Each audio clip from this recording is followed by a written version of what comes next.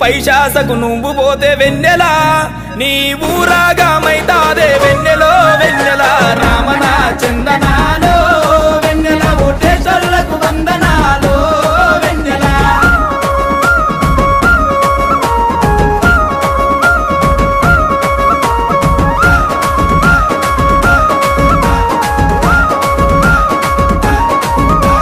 చదువురాని సన్నాసులు డబ్బులు బాగున్నాయని ఎన్నికల్ల పోటీ చేసి సందులల్ల మందు వంచి చీకట్ల పైసలిచ్చి ఓటర్లను మభ్యపెట్టి